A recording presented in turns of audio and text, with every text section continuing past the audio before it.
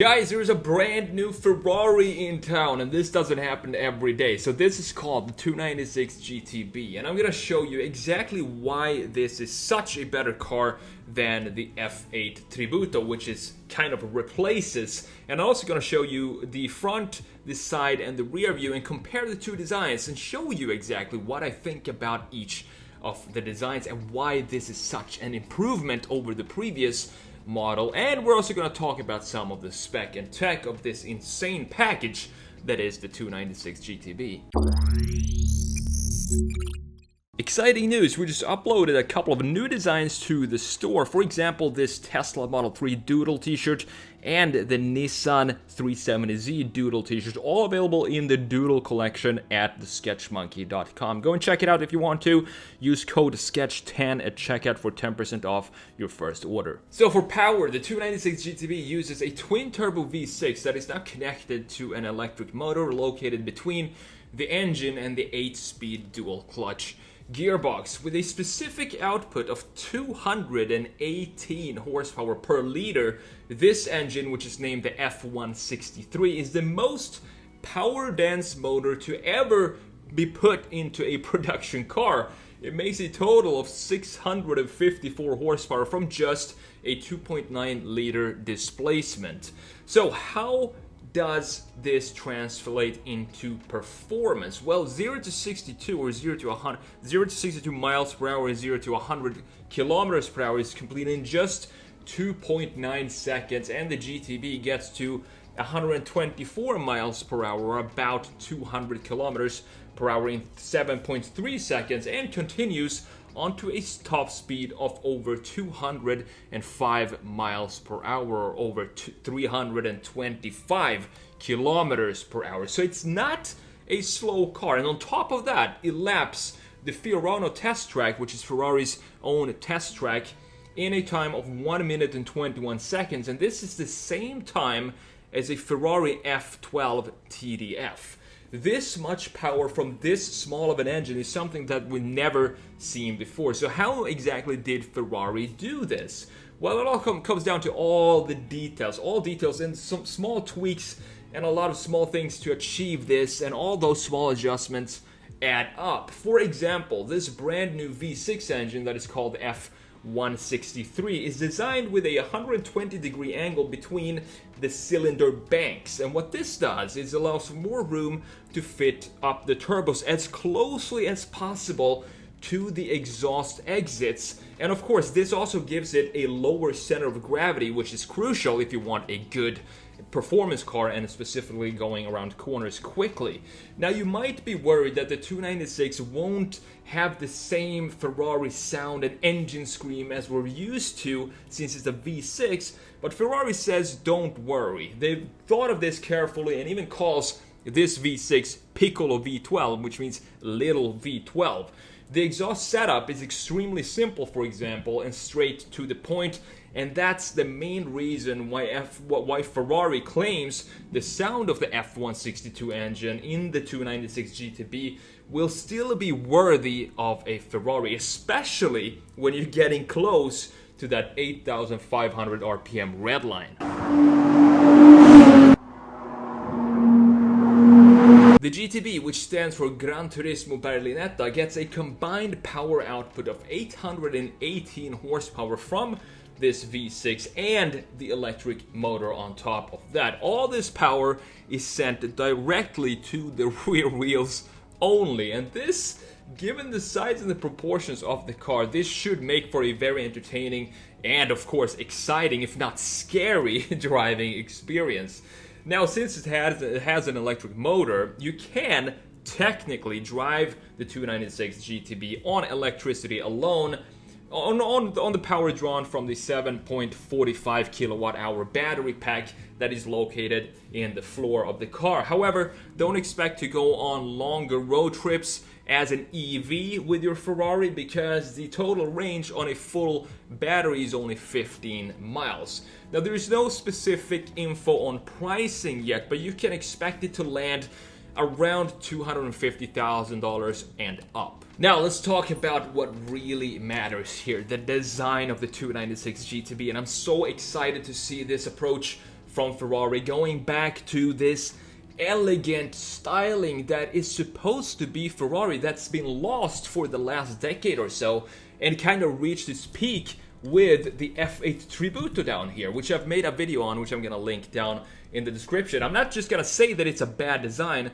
I'm also going to back it up with reasons why I think it's the F8 Tributo is not a Ferrari-worthy design. If you want to see that, go and check out the video down below in the description. Just to compare the two here are both the front views of the 296 at the top, F8 Tributo at the bottom here, and just look at how like a breath of fresh air the 296 is compared to the F8 Tributo. The F8 Tributo seems like it lacks confidence. It's so overstyled down here with all of these creases, and specifically the front bumper has a lot of different radiuses and angles and things that don't really match up.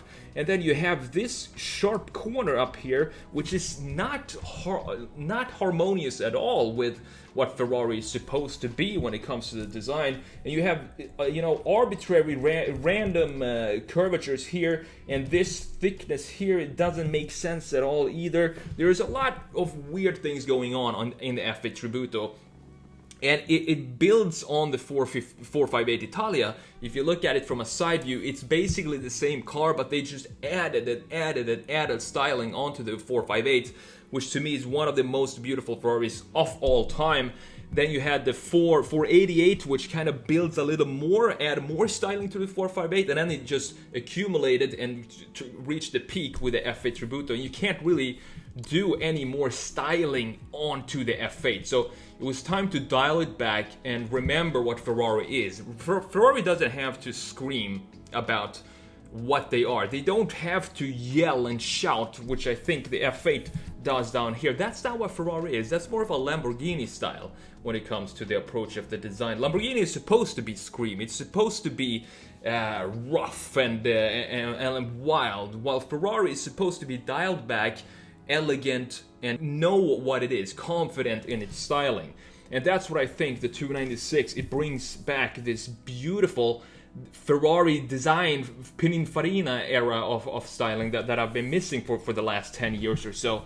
Just look at the beautiful lines here. Simplicity in the lines. This is what I want in a Ferrari. And also the headlights now, they make sense again. You can still have this opening here, but don't make it a rectangle square like that. These type of graphics, like this piece down here, this belongs to smaller companies that doesn't really have any established design language. So like, for example, the Noble cars or something like that, track cars, or it looks almost like a kit car when you look at the F8, and it's completely not in line with what I think Ferrari stands for, which is a long history of beautiful and elegant shapes, simple designs, and simple surfaces that stretches all over the car that are intersected with a few key sharp lines. And that's what you have in the 296 up here with this beautiful hood, the front frunk here, and you have that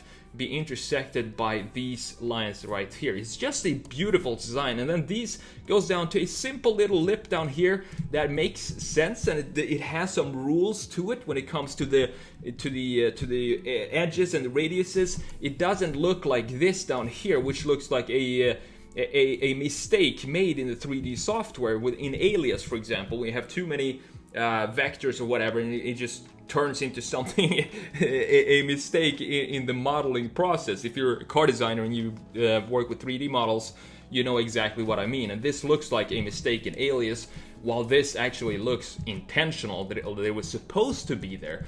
And it's just fresh to see. It's just exciting to see this type of styling again.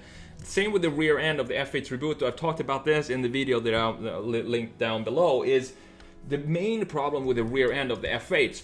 I always thought that it doesn't look structured enough. It doesn't look like it's planted, because you have a main shape or graphic shape that goes like this. As you can see, we have a triangle, and this is an upside down triangle. So if we have the problem with the rear end here, when you have a graphic like this, specifically on a Ferrari, is that if you have two shapes, you have one shape that goes like we have the graphics on the F8 Tributo, something like this, And then you have another graphic that goes the opposite way, a triangle that goes like this. Which one of these would you say or look like they have the most balance and look planted on the ground? It's obviously going to be this shape right here. If you put wheels out here, you put wheels out here, this looks like it's about to tilt either this way or down this way because of the graphics. It's hinging on this little point down here, while this hinges or sits on this whole surface. So that's the problem with this design right here. It hinges on this piece. It looks like the rear end graphics is going to tilt over, tip over in either left or right, and that has been definitely cleaned up by the 296 GTB, which it looks really, really good in the rear end. I think it's a great progression or mix of the F8 Tributo, because we still have air outlets here. They are still visible here, but we don't have this inverted triangle anymore that we have on the F8. So it looks way more planted, and on top of that, we have a lot of inspiration here from the SF90 Stradale as well. I'm not sure about these taillights though. These taillights are very unique. I've never seen anything like that before on a Ferrari. It might work. I'm not sure how they actually function. I have to wait until I see the car in real life to really give a proper comment on the graphics of the taillights. But let's have a look at the side view here. If you look at the F8 Tributo at the bottom here, you can definitely tell that this is just a remodeled 458. If you look at the silhouette, it has almost the identical silhouette of a 458. What I think is better done here on the F8 Tributo is the greenhouse. I just love this greenhouse right here. So I wish we could take this greenhouse and apply it onto the 296 GTB up here. Not sure I'm a fan of this yet that we have on the SF90 as well. We have almost like a Koenigsegg inspired greenhouse now with the blacked out A-pillars here, which looks like you have almost this visor design that we have on the Koenigsegg, and I kind of miss this thin A-pillar that we have on the F8 Tributo, the 48 and the 458 as well. That is a big change that we've seen with Ferrari adding this type of greenhouse with the SF90 as well. Kind of just a matter of taste, but I kind of prefer this design at the bottom compared to this visor design. It doesn't really seem to suit Ferrari in my opinion. I don't know why. It looks too much GTR and not enough Italian for me to be part of the rest of the body. But on top of this, I just want to quickly show you before I wrap this up here, the front view from a 3/4 front view and a 3/4 rear view as well. So this is an interesting view because I've never seen this type of curvature right here as we have on the rear shoulder here in a Ferrari. So you have this air intake which looks a lot better integrated now than it did in the F8 Tributo, and you also have a curvature that dips up, goes up right here and then dips down again. So we have almost like a little hill on top of the wheel right there, and then it goes down here. And this rear end, it looks great. It looks like an Italian version of the Ford GT, the first generation Ford GT, and I love that rear end of the GT, and applied onto a Ferrari with these modern type graphics. This looks like it could be almost like a modern version of the original Ford GT and not the latest model. Great little detail, which is this part right here, adds a lot of emotion and also adds a lot of power in the rear end. Since all of these 818 something horsepower is all sent to the rear end, we need to have muscles back here in the rear, and I think Ferrari did a great job with implementing this intake right here and then have it be beautifully sculpted right here going into the taillights, which are also a very simple, clean design. So the front end here, not much to say. This reminds me a little bit of the Ferrari Dino from the late 60s, early 70s. It looks like it could be a modernization of the Ferrari Dino, which is not a bad thing at all when you talk about the proportions. And just look at how clean the surfaces are here compared to the last couple of 10 years or so of Ferrari styling since they left Pininfarina and went out on their own.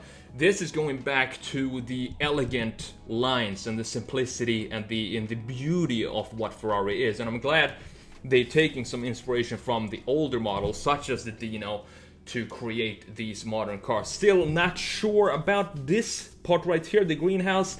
might grow on me, but I just think it looks too GTR-ish and not enough Ferrari, but it's just a detail. I think obviously when I see this car in real life, I'm obviously gonna have a completely different opinion on the design. I think it looks stunning, and it's gonna look even more stunning when I see it in real life.